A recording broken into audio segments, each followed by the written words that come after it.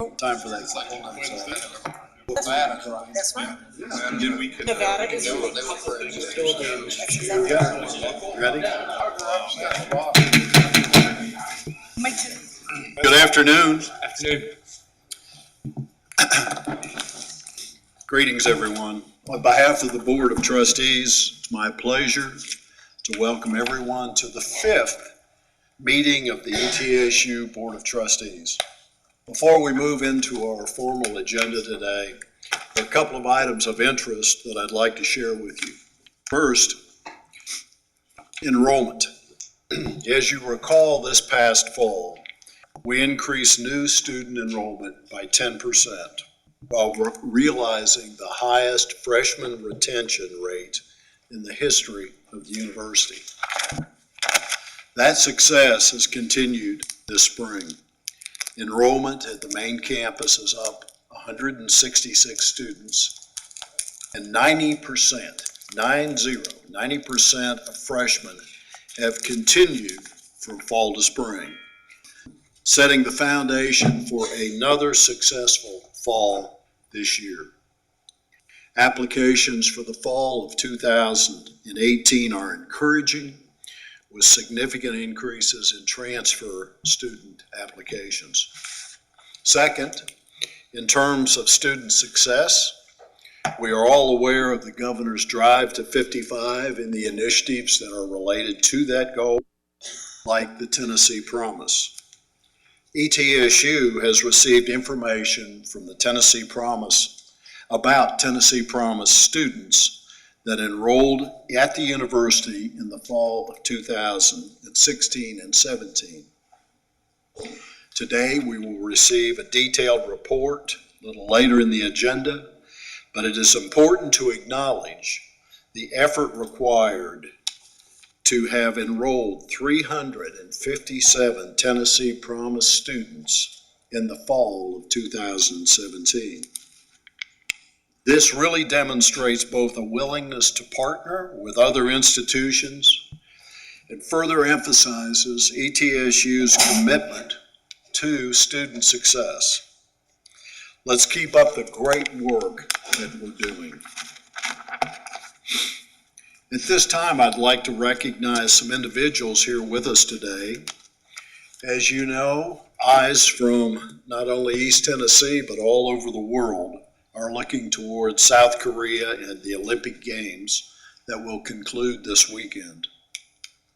For some of the athletes competing in South Korea, their journey to the Olympics included a stop right here at ETSU. In 2012, East Tennessee State University received designation as an official U.S. Olympic training site for weightlifting. This was a partnership between ETSU, the USOC, and USA Weightlifting. Since then, we have had nearly 30 students receive scholarships to attend ETSU, where they participate in rigorous training programs with our staff in preparation to compete at this most elite level. Many have gone on to participate in the Pan American and World Championship competitions. In fact, a number of our current students are at an international meet today. We have also formed partnerships with the U.S. Bobsled and Skeleton Federation and with USA Canoe and Kayak to be an official training site for elite athletes in these fields from around the globe. Over 50 men and women have spent days, weeks, and sometimes months on our campus training with our staff and graduate students. 6 of those athletes are now in South Korea, including Chris Master, did I say that correctly, Master? Who won a silver medal 2 weeks ago, as well as our own Chris Kenny, who is a graduate student here at ETSU. Chris Kenny is a member of the 4-man bobsled team, and we're waiting to hear how the team does over the weekend. Several faculty, staff, and graduate students from the Olympic training site are with us today, including two-time Olympian Meg Stone, who is director of the training site, and Dr. Greg Aloya, the dean of the Clemmer College of Education, where the site is hosted. Will you please stand and be recognized? Well, they're already standing. So.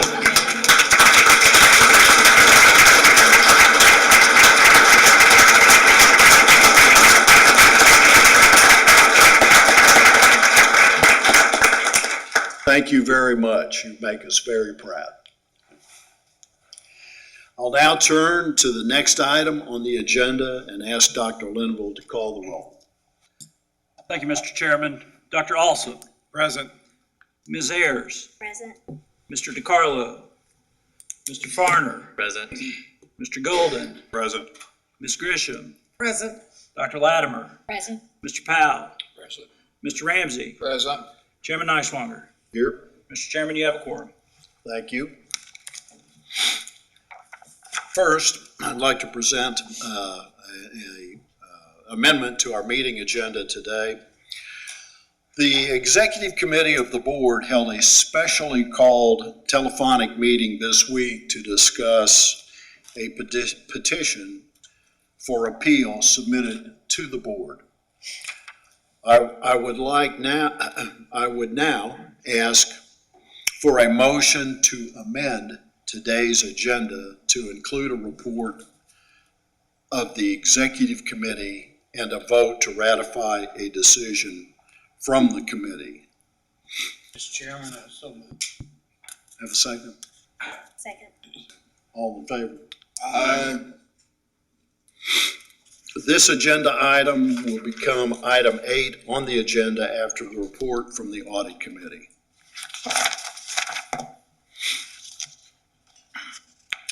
Next is the approval of the November minutes. The minutes from the regular meeting in November are found behind tab 1 in your board materials. Do I have a motion to approve those minutes?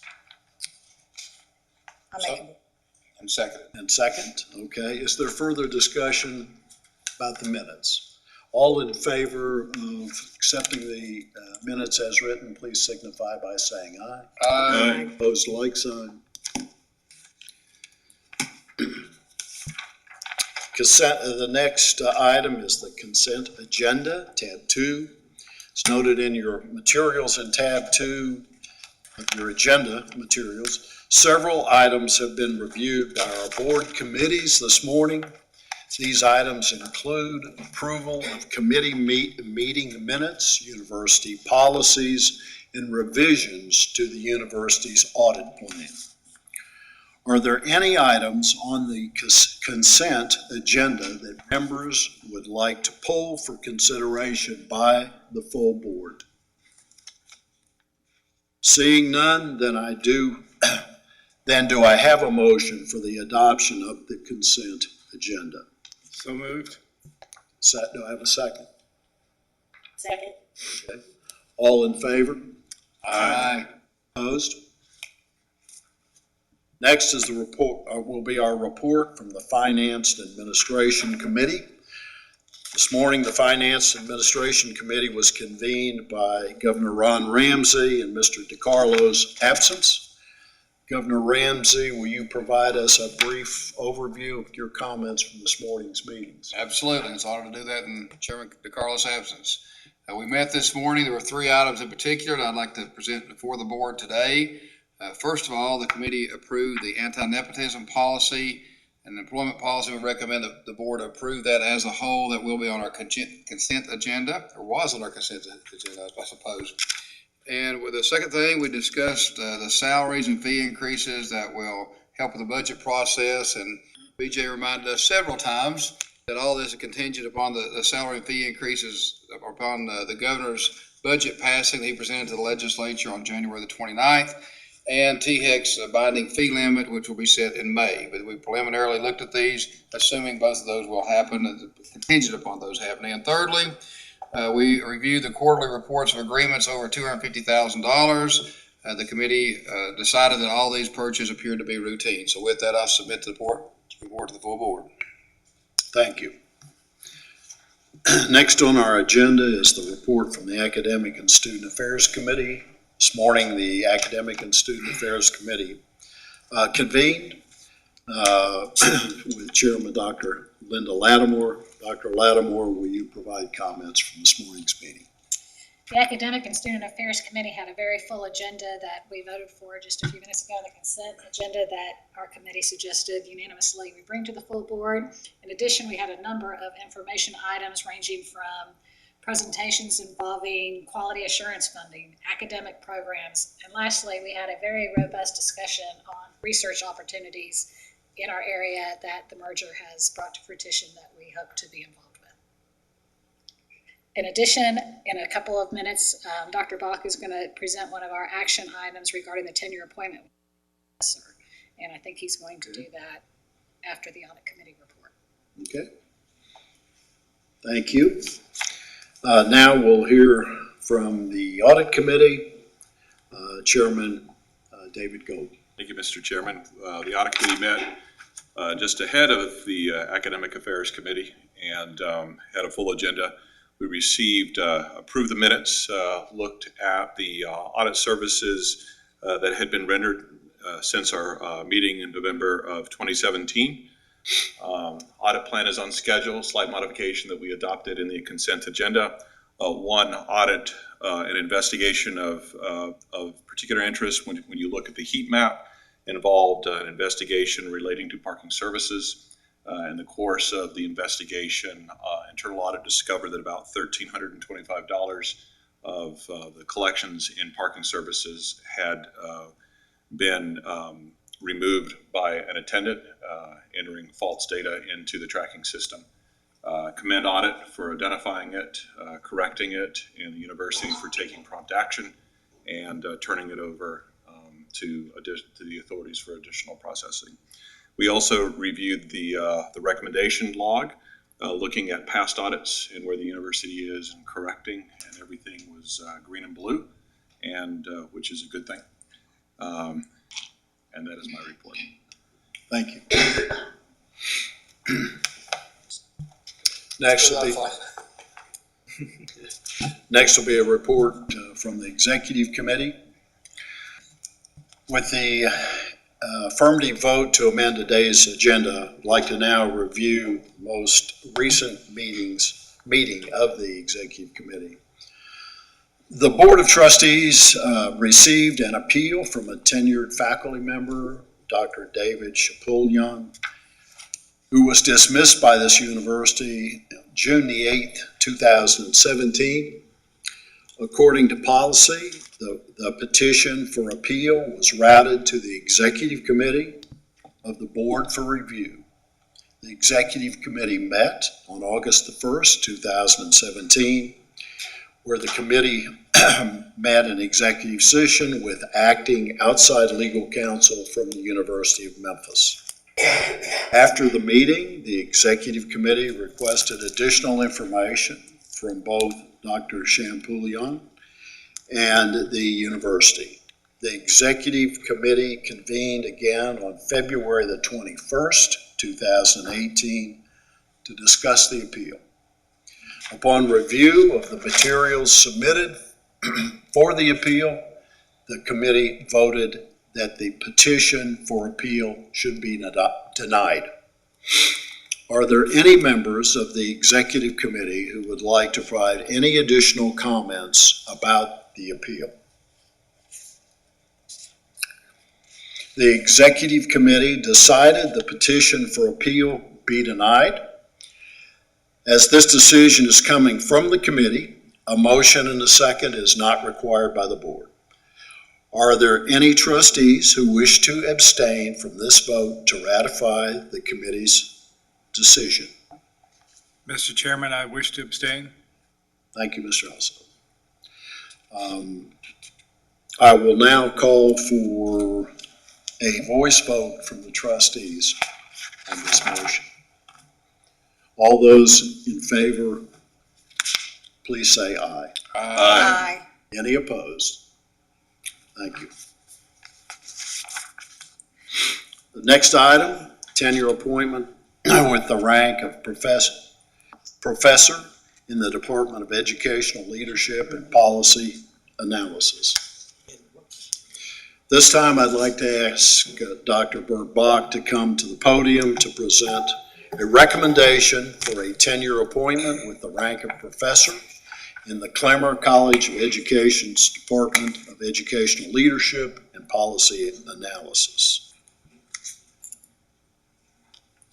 Of course, the committee has had before it Dr. Nolan's resume indicating his range of leadership positions, his publications, his professional affiliations, and a succinct summary of his teaching at ETSU and elsewhere, as well as of his particular role in the ETSU Department of Educational Leadership and Policy Analysis.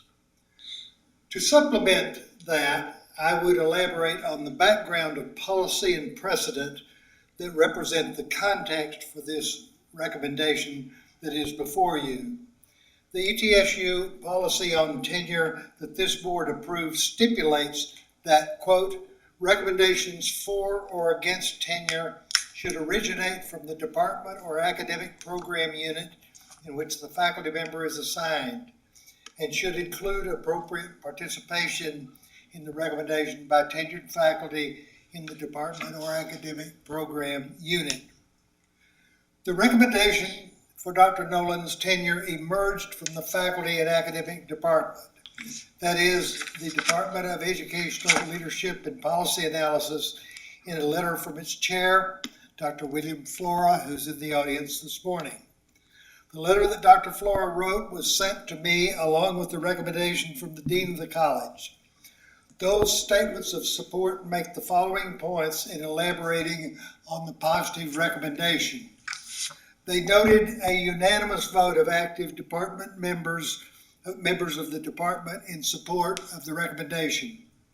They noted that Dr. Nolan had been active in the department in educational leadership policy analysis through teaching, through serving on dissertation committees, through working with the Center for Community College Leadership. They noted that discussion by the department, which had been ongoing, indicated that its decision that Dr. Nolan's experience in university administration and leadership, along with his work in the department, make the case for the appointment.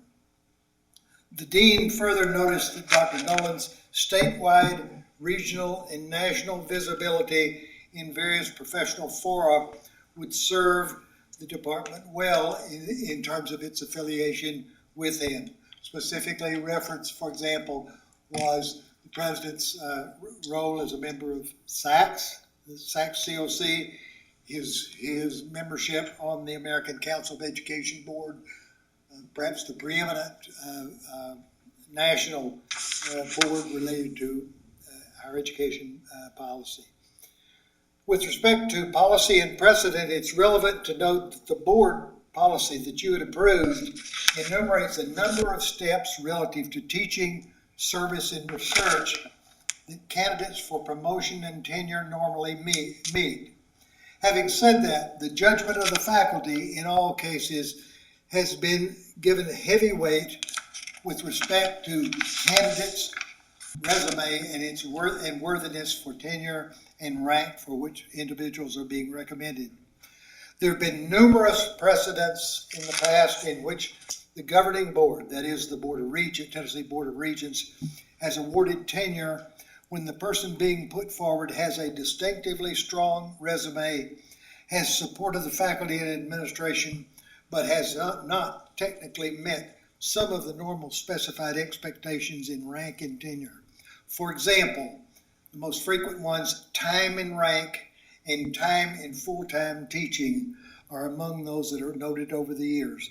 That is a case in the proposal you have before you this morning or this afternoon. In this instance, the recommendation to recommend emerged from the faculty. It emerged by unanimous vote. It was supported by the chair, it was supported by the dean, and it was supported by me. Dr. Nolan was not aware of the proposal until I brought it to his attention, and I was not aware that the proposal was forthcoming until it emerged on my desk from the faculty, the department, and the college. The faculty, chair, and dean made their recommendation with the assumption that Dr. Nolan's record, ongoing work in the department, and leadership warrant the award of tenure and the rank of professor. I concur with that recommendation, Dr. Lambert. Thank you, Dr. Bob. As this recommendation has been received by action of the Academic and Student Affairs Committee, a motion to approve is not necessary. With no further questions, I will ask for a vote. All in favor of this recommendation, please signify by saying aye. Aye. Any opposed? Congratulations. Thank you.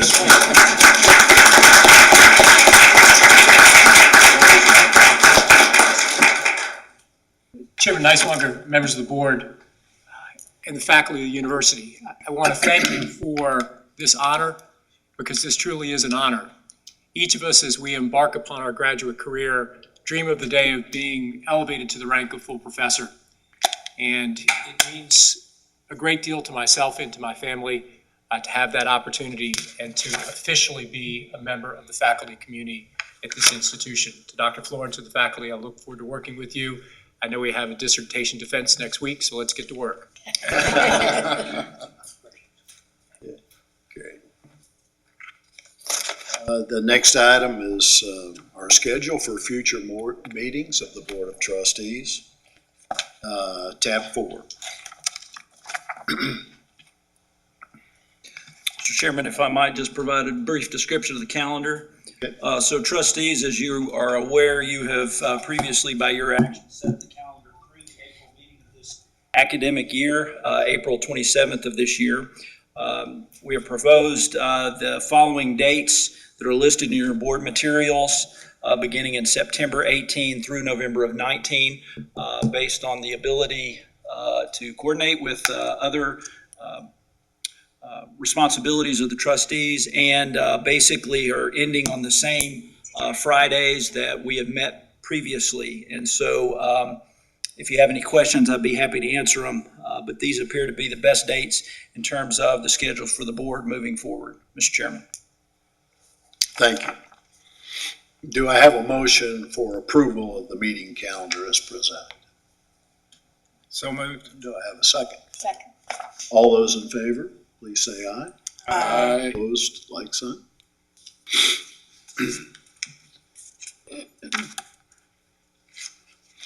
Next is the impact of the Tennessee Promise that I mentioned earlier. At this point, I'd like to ask Dr. Mike Hoff to come forward. Dr. Hoff is Associate Vice President, Chief Planning Officer at ETSU. He will provide us a brief presentation on the impact of the Tennessee Promise. Mike? Members of the board, Mr. Chairman, thank you for the opportunity to present. This is some information that we just got actually a couple of weeks ago, right before the board deadline, and we thought it was important to share. So what I'm going to talk about today is a review of Tennessee Promise, what happens with the Tennessee Promise enrollment patterns, not just at ETSU, but across the system, and then a summary of how ETSU has been able to handle that enrollment. So the main features, some people, including some of my colleagues, like to say that the president's goal for freshmen next year is 2,300, and the governor's goal of freshmen at ETSU next year is 0. And that's because they provide quite an opportunity for students in Tennessee to take advantage of. That's a last dollar scholarship, and you have 5 semesters of eligibility. That eligibility will be important when I talk about at what point ETSU receives the bulk of those students when they transfer. The other big piece, and I think this is probably the biggest piece, and it translates into the way that we've tried to impact our advising, and that has to do with the mentors. The problem most often isn't that there isn't a solution for a student who's in trouble. It's they don't know who to ask. And having a mentor and creating a relationship with somebody that does know has a big impact on their ability to complete. The requirements are, though, that they must go full-time, be a recent high school graduate, participate in 8 hours of community service, which it might not seem like a lot, but if you think about the thousands of people who are eligible for Tennessee Promise, for the state to coordinate enough positions for 8 hours a semester for each of them, it's quite an undertaking. And then, of course, satisfactory academic progress. So this is what the world looked like fall 2015 enrollment relative to Tennessee Promise. And these are important because this sort of funnel is not all that different from ETSU. You have an application period, you have orientations, FAFSA, registration, and then the community service deadline here, but that's really our enrollment. And so you can see that each of those periods you lose people. And that's really the main point of this slide. The big thing for Tennessee Promise is that at most of the windows, they were able to maintain in both years, 2 years of a cycle, relatively robust progression. In other words, the funnel didn't weed everybody out, and that's a big positive. It also gives some indication, I think Tennessee right now is leading the nation in FAFSA completion. I mean, that's a big deal, because when you talk about increasing educational attainment, the first thing you have to talk about is college going. And what do we all know about college going? It's a little bit expensive, and so everybody needs to find a way to pay for it. Also want to talk a little bit about what it was like before Promise for recent high school graduates. In the two charts on the left, you can see that 2014 and 2015 recent high school graduates, if you look at the gray bar, the same amount dropped out. However, if you look at the 2015 Promise versus non-Promise, we can see that the bulk of those dropouts were non-Promise students. I'm sure that has something to do with the mentorship that Promise students receive and the kind of services those institutions provide, because those mentors can help bridge that gap. You can also see, draw your attention to the two numbers down toward the bottom. This is fall 2014 to 2016. It's transferred out versus dropped out, stopped out. And that stopped out percent is 48.4. Then we move that over, and you can see the dropped out, stopped out after Promise for the Promise population is 43.8. To move that dropped out, stopped out number by 4% in a single cohort, it's pretty impactful. And those are the kind of initiatives and the kind of things that we need to be aware of, because changing the dynamic of education is part of what the mission of ETSU is for this region. So how have we done with the Tennessee Promise students that we've received? In fall 2015, students that started at a community college in fall 2015, 59 of those students enrolled at ETSU the following fall, and 81% of those students retained to fall 2017. Just for a little bit of a comparison, for transfer students, the graduated or retained rate for the normal transfer population is about 75% fall. That's a significant improvement. That means that mentorship is carrying on from the two-year college to the university. And in total, from the 2015 cohort by year two, this past fall, we had 311 total Tennessee Promise students. That's important because my biggest worry about Tennessee Promise was that it was going to encourage students to go to a two-year school where they were going to do things like get married and have families and go, you know what, that four-year degree can wait. What we're seeing is that's not the approach they took. And that's good, because as we all know, if one degree is good, two's got to be better. The other thing with the fall 2016 cohort, we only got 46 of those students in the year one progression, but we had a total of 357 Tennessee Promise students. The reason that that's important is that they're enrolling after their second year. And credit accumulation in most studies, once you break it down by economic status, race, and all those factors, the one thing, once students start college, that determines whether or not they're going to make it is how many credits they've accumulated. And that's why the funding formula focuses on progression. And that's why we have the 15 to finish. So this is what Tennessee Promise students at ETSU look like. Their average age is about 19.8 years, which makes sense given that they enrolled the majority of them after their second year at a community college. 55% female, and 92%, almost 93% white, 97% full-time. Again, that full-time number, I mean, that's going to keep coming up. I know I get to present a lot of data, and I've been lucky this year with the board in that all of the things we've done have had a big impact, so it's all been good data or positive data. Please give me the same consideration when it's not, because my first few years here at ETSU were not like that. It's a very different scenario. But that full-time number, at ETSU, we've increased the average credit load for students in the fall by almost a full credit hour. I mean, that's a full credit hour. You can do the math on what a credit hour costs. And if we can save students a full year because of that one credit hour, that's almost a semester's tuition. The Tennessee Promise at ETSU majors. You're going to see some pre-programs, which is natural because that's sort of the way that you get into these things, pre-business, pre-nursing. And then you see some other ones, psychology, social work, computer science. When you look at this, I think you'll get an idea that Tennessee Promise is producing the next people that are going to help you with your taxes. You know, the nurse that's going to care for you in the hospital, the caseworker in case you fall on hard times. I mean, that's what Tennessee Promise is doing. And it's giving people who have had to take advantage of those services an opportunity to provide them. And I think that's pretty impactful too. So where do they come from? Well, 54% come from Sullivan, Washington, Knox, Hamlin, and Hawkins County. That Knox County keeps coming up, right? Our footprint is getting wide enough to be competitive in many places. And I think we would all like it if we were a little more competitive down there in many things, not just in enrollment. Transfer institutions, 68% come from four institutions: Northeast, Walter State, Pellissippi, and Roane State. This is a big deal because when we look at what happens with the normal transfer population, it's good that what we've been able to do so far is mirror that, right? What we've demonstrated is that we haven't lost enrollment because of Tennessee Promise. But I think now it's time for us to expand a little further, right? We need to reach some institutions that are a little bit further away. We need to reach some counties that are a little bit further away. I think we'd all like to see those populations come to ETSU. So I'm surprised it's not higher than that, the 68%, honestly. Where did the other 32% come from? All over. Actually, I have. That's a pretty good So geographically get there if you don't come from one of those four. So when you look at ETSU as a whole, the community colleges that we get students from, almost 594 of the 1046 population, so 50%, come from there's a fifth college, but 4 out of 5 of those institutions are represented. The other ones come from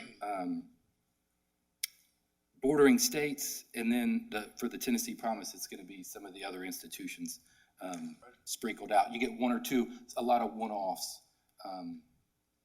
from that. There isn't another sizable represented institution. I mean, it's pretty much just a couple. And in those instances, what you can assume, at least what I assume based on what we know, is a lot of that has to do with family or other circumstance. So you might get a student from Southwest who's going to come up 9 hours, but that has something to do with family. That's some other kind of an event. It's rare, or it could be athletics or some other scholarship they've been able to obtain. Because Tennessee Promise is a last dollar scholarship, you can still be competitive by offering scholarships to Tennessee Promise students. And because of their academic eligibility, a lot of times they qualify. But as I described before, the difference in the persistence for transfer students, the 81% for Tennessee Promise and the 75% for the regular population, Tennessee Promise is having a positive impact. It's also been able to sort of encourage and increase the number of students who are seeking a 4-year degree. That full-time credit accumulation is a big deal. But this last point, and I think this is important, I described to you the demographics of the Tennessee Promise populations, roughly 93% white. That's even whiter than ETSU is currently. If we're going to have this be something that changes the landscape in this region, we're going to have to do better with that. We're going to have to find a way. And to be honest, it's like a tipping point. If you can just get across the tipping point, educational attainment in this region will skyrocket. And so that's probably what I would leave you with. If there's one sort of call to action or an encouragement, is to find a way to increase the diversity of the Tennessee Promise population. With that, I'll take your questions. Okay, go ahead. I'd like to ask a question. Is the information for Tennessee Promise distributed to every high school in the state? Do you know? I don't know. Okay. Particularly when it comes to the success of the program, I'm not sure how that's being discussed. It was haphazard that I was able to find out there was somebody I could ask for our students. And so hopefully in the next year, as that program matures, that'll be part of what's provided as a scorecard for everybody to be able to use, so that it isn't just Mike Hoff's view of what Tennessee Promise has done in this region. Thank you. Thank you. Next is the President's report, Dr. Nolan.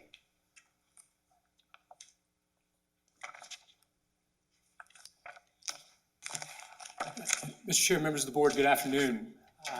To those who are here in the audience and to those who are watching on the web, we've moved through a great deal of material in a brief period of time. I want to note that as we look ahead to April, the April meeting, I think, will have slightly different dynamics because your campus is preparing for all of the materials that will come before you in April. Tuition, fees, tenure promotion, full approval of the budget. Those are significant items that make their way through the board. But if we reflect back a year, if you'll recall, the first full meeting of the board was the meeting in which we brought all of those items to you. So hopefully this year, as you digest that information, we as your staff have done a little bit better job getting you prepared for the bulk of that information that comes your way.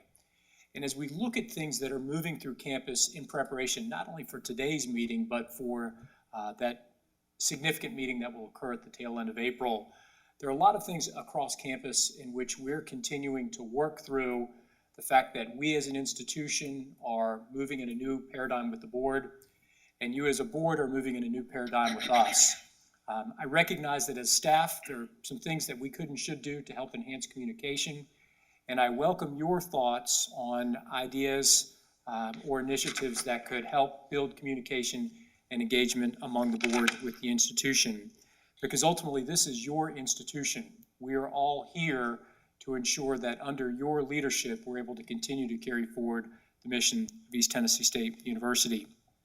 I think one of the key elements that will help build that broad understanding of the moving parts of the institution relates to the opportunity for the board to have a formal retreat.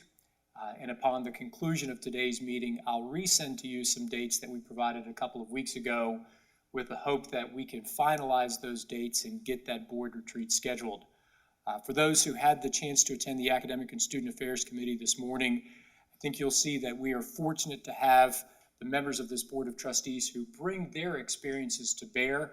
They'll help us make better decisions, particularly in a post-merger environment, and that opportunity to have a formal retreat to really engage as a board is not only going to make the board stronger, it will make our campus stronger as well.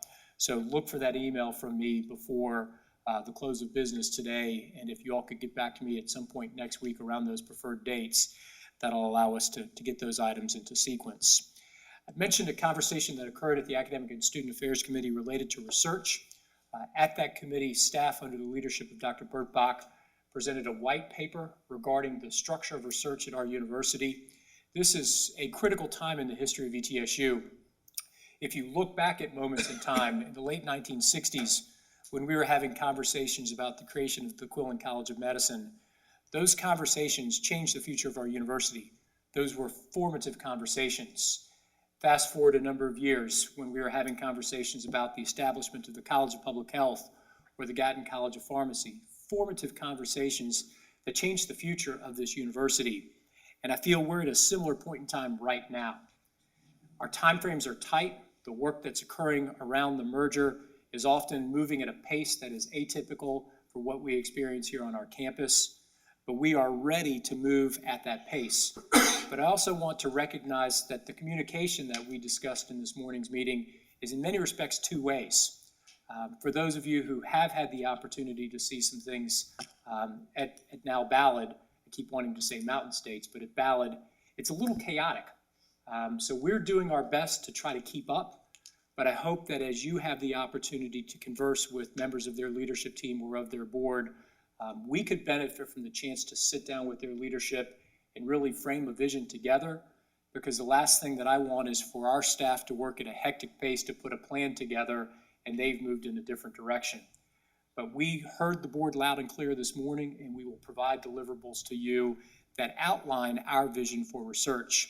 This is a once-in-a-generation opportunity, opportunity to see 80, 90, $100 million worth of externally sponsored research focus on the healthcare needs of this region, flow to our faculty, flow to our staff, and ultimately allow research opportunities for our students. We take that charge seriously, and to Dr. Latimer and the members of the Academic and Student Affairs Committee, we'll have that information that you requested by the deadlines that you prescribed. I want to switch gears, but before doing so, I want to see if there are any questions from the board around the topics that I just walked through related to communication, potential board retreat, as well as the deliverables on research. All right, so I'm now going to move to Mr. Powell's domain, which is construction. If you noticed on the board agenda for the calendar that you just approved, there was no reference to location. We'll work through the location of the board meetings in the months to come. We'll have one more meeting in this room, and then this room will no longer exist because May 15th, we closed the Qolt Center and began the renovations of this facility. I want to just reflect upon the importance of the period that's in front of us, and was really struck by this last night in a conversation with Dr. Bishop. The last academic building that was built on this campus was built more than 20 years ago. It was designed by a member of our staff, Mr. Jeremy Ross. The last academic classroom building that opened on this campus was the Dome. That's how long it has been since academic facilities were constructed on our campus. We've got a lot of making up to do, and a lot of that work is going to occur in the next couple of years. You had the opportunity to hear about the planning work for Lamb Hall. Lamb Hall will provide an addition to Lamb Hall for space for clinical and rehabilitative health sciences, as well as the College of Public Health. That work is in the design phase and will move forward, moving towards the construction phase in the next couple of years. In the fall, we broke ground on the Martin Center. For those of you who really want to see something spectacular, peer through the fence and look at the work that has been done to date. We remain on target for the opening of that building next year. And it's still something I'm trying to wrap my brain around when we say we'll open the Martin Center next year. But we are on time, on schedule, and on budget for that facility. I mentioned the renovations to the Qolt. We've just recently finalized all of the office moves. More than 200 members of the staff call this building home, and we will distribute those offices across the campus. In particular, I want to thank Dr. Bert Bach, Dr. Wilsie Bishop, Jeremy Ross, Pam Ritter, and Dr. Joe Sherlin for their patience. There's a lot of disruption that will occur across campus as we distribute these offices, but I commend the staff for keeping the following goal first. We're here to serve our students. So there are administrative offices that are moving to ensure that we create a quasi one-stop shop in Dossett Hall for our students, where we'll have admissions, financial aid, and student services. And we look forward to the ability to align those facilities in those offices as this building comes online in a couple of years. The board at the last meeting charged us to move forward with work on the Millennium Center. We remain in active conversations with the city and hope in April to bring a more definitive update to the board on progress. But we're active in conversations with the city around the Millennium Center, and those conversations on our end are being led by Dr. David Collins, the university's former chief fiscal officer, who's working in a consultant capacity. Our hope is to move the program of computer science to that facility. In the most recent ABET review, that computer science program, which is the #1 computer science program in the state of Tennessee, was noted that there were space limitations, and we needed to address those space limitations before the next ABET visit. So by moving that program hopefully to the Millennium Center, it ensures that we have the facility that meets the talents of the faculty and staff who call that department home. We had hoped last night to meet for a little bit of a work session on the VA campus and give you all a tour of Building 60, but Dr. Bishop said, let's wait until the building opens so that they can see it when it's complete, rather than walking around in a muddy construction site. So we look forward later this summer to having you present with us as we cut the ribbon on Building 60, which will be our state-of-the-art center for medical simulation. Across disciplines, it is truly an interprofessional facility that serves the needs of the Academic Health Sciences Center. So let me pause to see if there are any questions around the construction update. In total, that's about $250 million worth of capital construction, the largest volume of capital construction to move through this institution at one time in its history. Next update also relates to housing, but housing of a different sort. For those of you who follow articles in the Johnson City Press, you know that once a month there's an article related to social organizations that call the Tree Streets home. Under the leadership of Dr. Sherlin, we are working together to put a plan that will come before this body in the spring that presents the opportunity for those fraternities to move to campus. It's a proposal that I think will not only strengthen the system, but it's a proposal that will strengthen the university as a whole. So we look forward to providing you updates on that here as we move into the spring. Would like to shift gears now to staff. At a number of the meetings, you've had the opportunity to hear from two members of the senior staff who bear interim titles. I've mentioned my intent to the executive committee and want to share this with the board today, but unless there are objections from the board, it would be my intent within the next couple of weeks to have two individuals who bear interim titles, to have those titles removed, and to move Mr. Jeremy Ross and to Dr. B.J. King into permanent roles of Chief Operating Officer and Chief Fiscal Officer, respectively. They do a lot of things behind the scenes that never bubble to public attention. Quite often, if there is a pending crisis or a threat to the safety of our institution, those individuals are up night and day ensuring that this institution moves smoothly. In particular, I want to thank Mr. Ross for some things that he's done here within the past 24 hours to ensure that things on this campus move smoothly. They have moved through a process of peer review. They have moved through a process of external review. Mr. Chair, members of the board, unless there are questions, I would like to move forward in the coming weeks to make their two positions permanent. Next item with respect to staff, and I want to thank several members of the board for your help with this. I want to thank Scott Carter for the work that he has done to position a contract extension for Coach Forbes. Members of the board will have tickets tonight for those who want to attend the Wofford game. We have two more games and then we head off to Asheville. Would also like to note that Coach Brittany Ezell won her 200th game last night of her career. And we are in conversations with Coach Ezell that hopefully have a similar outcome to those with Coach Forbes. We're actively searching for a soccer coach. Our soccer coach, Bo Ashani, has gone on to lead the program at Dartmouth. But those are just in the academic areas. Dr. Bach is leading a search for two deans, one for the dean of the libraries and one for the graduate school.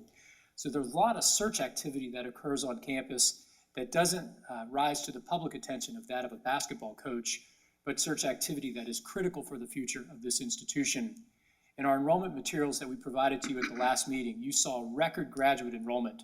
For those of you who had the opportunity to participate in commencement, the largest class of graduate students in the history of the university because of the work of Dr. Celia McIntosh, the Dean of the School of Graduate Studies. So that position and finding someone to fill that role in that search is as critical as any other search that's occurring across campus.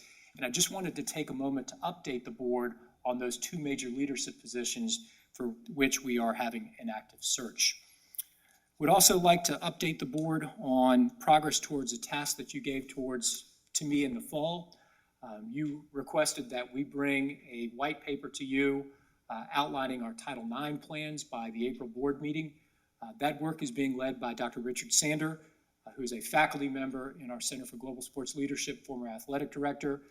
Just as you tasked us to bring the white paper on research to this meeting, we'll meet our benchmarks to bring that white paper to you in terms of Title IX and the inclusion and addition of women's sports to our program to ensure that we remain in compliance with Title IX. Mr. Chair, I have a few more updates, and I thank you all for your patience, but there's a lot that's occurring on your campus. I want to take a moment to thank two members of staff, Dr. Bill Kirkwood and Dr. Angela Lewis. Within the past couple of months, we were selected to receive a $100,000 TIE grant from the Tennessee Higher Education Commission. This grant will allow us to create a summer bridge program for African-American students, an opportunity for those students to come to campus early, to begin their experience early, to take a credit-bearing course during the summer, and then to transition into full credit activity in the fall. That grant will provide critical leadership for us as we move forward diversity initiatives across campus. It's the legislative session. I can tell you I'm happy to be standing here because it seems like every week I'm standing in Nashville. I stood in Nashville in the well at the House Education Committee and the House Finance Committee and presented the university's budget. And then this Wednesday, I had the honor to present the university's budget in front of the Senate Education Committee. Those budget hearings have gone well. This is a strong budget year for higher education. The governor has recommended a 2.5% salary enhancement, funding for the formula, funding for several deferred maintenance projects. But we're also working on a couple of items that did not make their way into the governor's budget, but we're hopeful will make their way through the budget process. The first is support for our Center for Opioid Treatment, Prevention, and Research. That's a $500,000 line item request. For those of you who followed the legislative session last year, this is a request that we had up until the very last day of session. We're bringing that request forward again this year. It has been favorably received, and we'll have a supplemental budget appropriation that will move through the process here in the next couple of weeks. We also are moving forward at the direction of the board policy conversations related to the Gatton College of Pharmacy.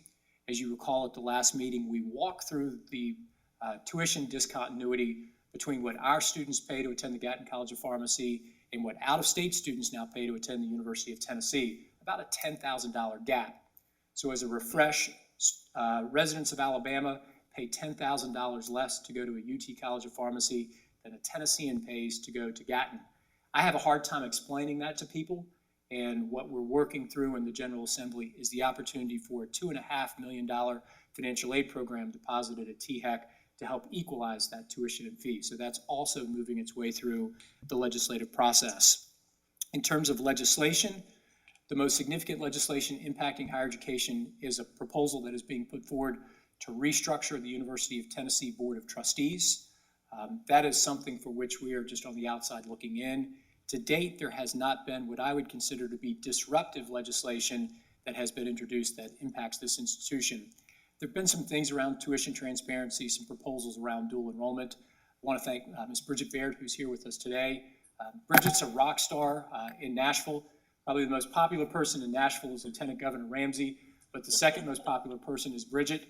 She does an outstanding job representing the university, and she weekly briefs us on things that are occurring there. But as of this point in time, they're still in the early phases, and from my perspective, there's not major legislation that disrupts the operation of this campus. We talked a little bit about the merger, and we'll continue to be front and center with merger-related activities. Mr. Chair, before my last 2 points, just want to see if there's any questions on the legislative session, governor's budgets, hearings, or if anyone would like to know where the police officers hide outside of Cookville. I know that from the rapid back and forth to Nashville.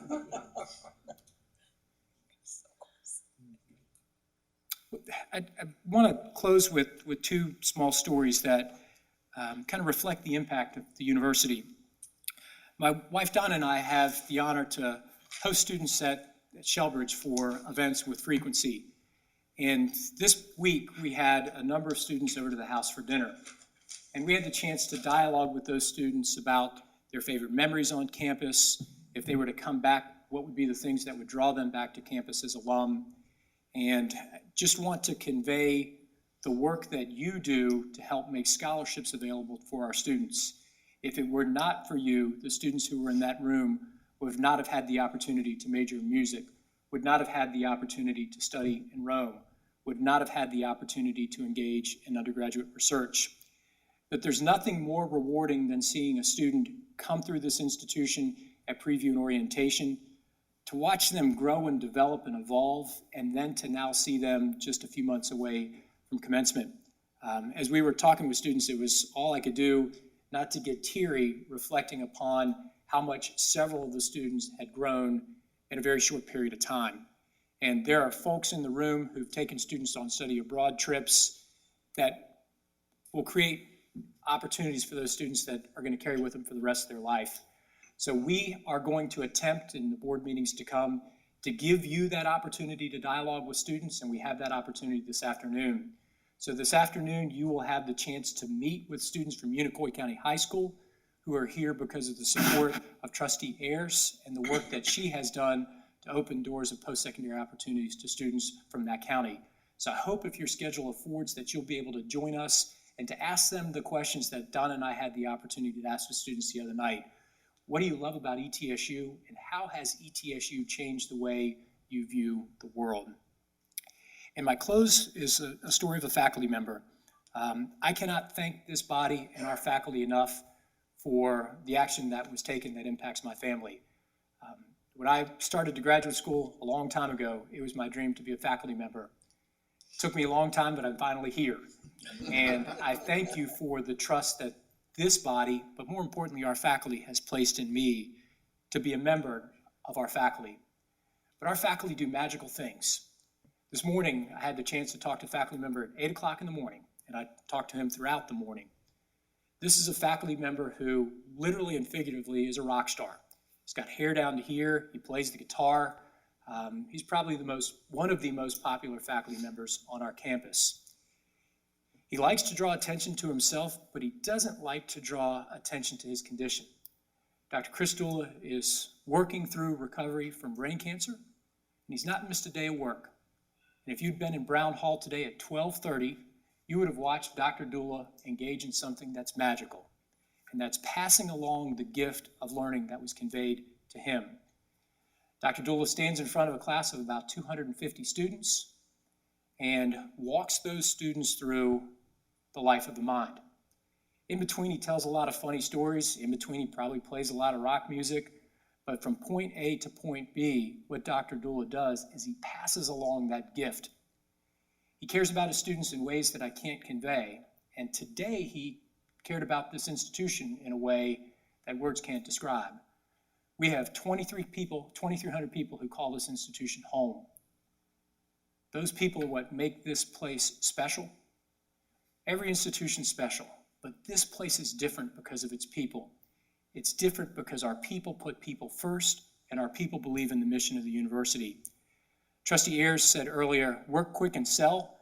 This is not my attempt to sell. This is my attempt to try in a brief moment to give you a sense of what happens on this campus.